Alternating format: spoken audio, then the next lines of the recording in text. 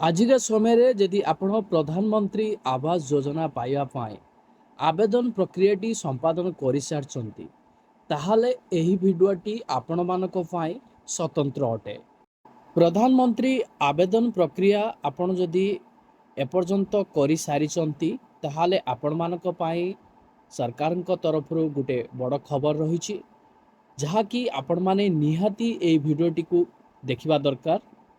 ଯେଉଁମାନେ ପ୍ରଧାନମନ୍ତ୍ରୀ ଆବାସ ଯୋଜନା ପାଇବା ପାଇଁ ଆବେଦନ ପ୍ରକ୍ରିୟା କରିସାରିଥିଲେ, ତ ସେମାନଙ୍କ ପାଇଁ ସରକାରଙ୍କ ତରଫରୁ ଗୋଟେ ନୂତନ ଲିଷ୍ଟ ଜାରି କରାଯାଇଛି। ତ କେଉଁମାନେ ପ୍ରଧାନମନ୍ତ୍ରୀ ଆବାସ ଯୋଜନା ଅଧୀନରେ ଘର ପାଇବା ପାଇଁ ଯାଉଛନ୍ତି, ଆଜିକା ଭିଡ଼ିଓରେ ମୁଁ ଡିଟେଲ୍ସ ଆପଣଙ୍କୁ ଜଣେଇବି।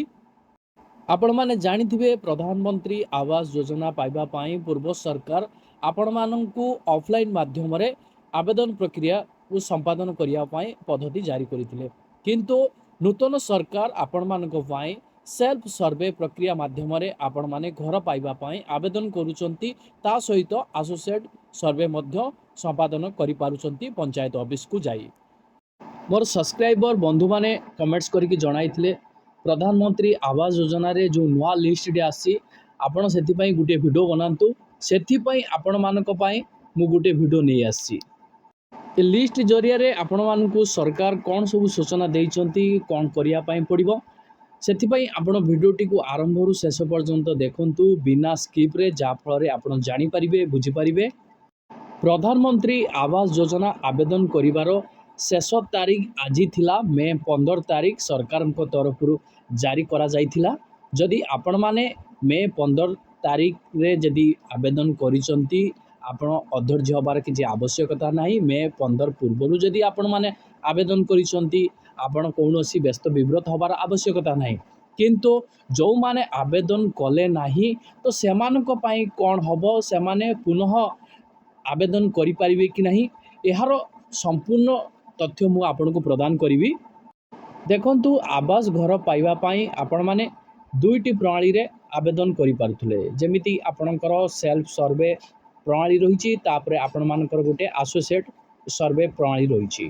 ତ ଯେଉଁ ହିତାଧିକାରୀମାନେ ସେଲ୍ଫ ସର୍ଭେ କରିଛନ୍ତି ବା ନିଜର ମୋବାଇଲ ରହିଛି, କି ସେମାନେ ଜାଣିଛନ୍ତି କି ଅନଲାଇନ୍ ମାଧ୍ୟମରେ କାର୍ଯ୍ୟ କେମିତି କ'ଣ ସମ୍ପାଦନ କରାଯାଏ, ସେମାନେ ଆରାମସେ ସେଲ୍ଫ ସର୍ଭେ ପ୍ରକ୍ରିୟା କରିଛନ୍ତି।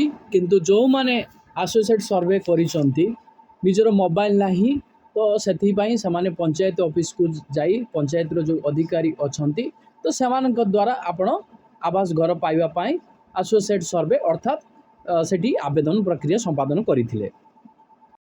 ବର୍ତ୍ତମାନ ଆପଣଙ୍କର ସବୁ ଜିଲ୍ଲାରେ ଏହି ଲିଷ୍ଟ ଗୁଡ଼ିକ ଜାରି କରାଯାଇଛି। ତ ଏହି ଲିଷ୍ଟଟି ଆପଣମାନେ କେଉଁଠୁ ପାଇବେ, ତ କେମିତି ପାଇବେ, ତ ଏହାର ସମ୍ପୂର୍ଣ୍ଣ ତଥ୍ୟ ମୁଁ ଗୋଟେ ଗୋଟେ କରି ଆପଣଙ୍କୁ ଜଣେଇବି। ଆପଣ ଧୈର୍ଯ୍ୟ ଧରି ଭିଡ଼ିଓଟିକୁ ଦେଖନ୍ତୁ, ଯାହାଫଳରେ ଜାଣିପାରିବେ, ବୁଝିପାରିବେ। ଦେଖନ୍ତୁ, ଆପଣଙ୍କ ସ୍କ୍ରିନ୍ରେ ମୁଁ ଲିଷ୍ଟ ଗୁଡ଼ିକ ଶୋ କରିଦେଇଛି। ଆପଣମାନେ ଏହି ଲିଷ୍ଟରେ କ'ଣ କ'ଣ ସବୁ ସରକାରଙ୍କ ତରଫରୁ ସୂଚନା ରହିଛି ମୁଁ ଆପଣମାନଙ୍କୁ ଜଣାଉଛି। ଦେଖନ୍ତୁ, ଏହି ଲିଷ୍ଟରେ ସର୍ବପ୍ରଥମେ ଆପଣମାନଙ୍କର ସିରିଏଲ୍ ନମ୍ବର ରହିଛି। ସିରିଏଲ୍ ନମ୍ବର ପରେ ଆପଣମାନଙ୍କର ରହିଛି ପଞ୍ଚାୟତ ନେମ୍। ତ ଏହି ବକ୍ସରେ ଆପଣଙ୍କ ପଞ୍ଚାୟତ ନେମ୍ ଦେଖିବାକୁ ପାଇବେ। ତାପରେ ଆପଣମାନେ ଭିଲେଜ ନେମ୍, ଆପଣଙ୍କର ଗ୍ରାମର ନାମ ଆପଣ ଏଠାରେ ଦେଖିବାକୁ ପାଇବେ। ତାପରେ ଆପଣମାନଙ୍କର ରହିଛି ବେନିଫିସିଆରୀ ଆଇଡି, ଯେଉଁଟାକି ଆପଣ ଆବେଦନ କରିଥିଲେ ସେହି ସମୟରେ ଆପଣମାନଙ୍କର ଯେଉଁ ପଞ୍ଜୀକୃତ ନମ୍ବରଟି ଆପଣମାନେ ଏଠାରେ ଦେଖିବାକୁ ପାଇବେ। ତାପରେ ଆପଣମାନଙ୍କର ରହିଛି ହେଡ୍ ଅଫ୍ ହାଉସ୍ ହୋଲ୍ଡ, ଯାହା ନାଁରେ ଆପଣ ଆବେଦନ କରିଥିଲେ ତାଙ୍କ ନାମ ଏଇଠାରେ ଆପଣ ଦେଖିବାକୁ ପାଇବେ।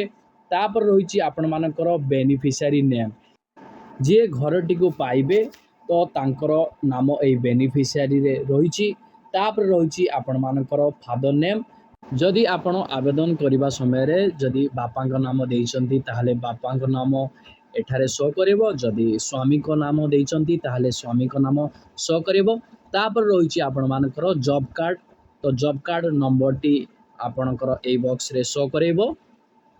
ଆପଣମାନଙ୍କ ମନରେ ପ୍ରଶ୍ନ ଆସୁଥିବ, ତ ଏହି ଲିଷ୍ଟଟି କେଉଁମାନଙ୍କ ପାଇଁ ଜାରି କରାଯାଇଛି। ଦେଖନ୍ତୁ, ଯେଉଁମାନେ ସେଲ୍ଫ ସର୍ଭେ ପ୍ରକ୍ରିୟା ସମ୍ପାଦନ କରିଛନ୍ତି, ତା ସହିତ ଆସୋସିଏଟ୍ ସର୍ଭେ ପ୍ରକ୍ରିୟା କରିଛନ୍ତି, तो सेमानଙ୍କ ପାଇଁ ए लिस्टटी सरकार तरफ जारी करा जायछि।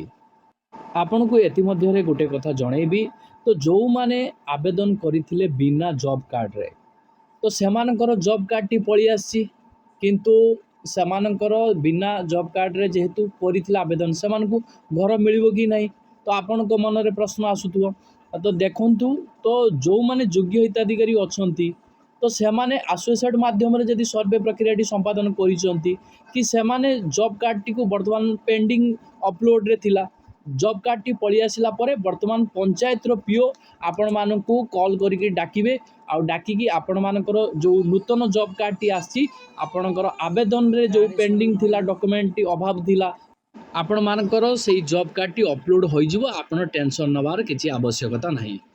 एथि मध्यरे किछि हिताधिकारींकर पेंडिंग रहिछि तो जो माने एसोसिएट सर्वे करिथिले कि सेमाने फोटो तांकर अपलोड करि नाहंती कि जॉब कार्ड अपलोड करि नाहंती तो केवाईसी करि नथिले तो सेही भली योग्य हिताधिकारी मानक पाई पेंडिंग टी रहिछि तो आपण मानकर जीआरएस कि आपण मानकर पीओ ये सब प्रक्रिया आपण मानकर कंप्लीट करिदेबे जदि बाकी बकरा अछि तो कंप्लीट हला परे आपण मानकर पेंडिंग टी मध्ये क्लियर होई जिवो।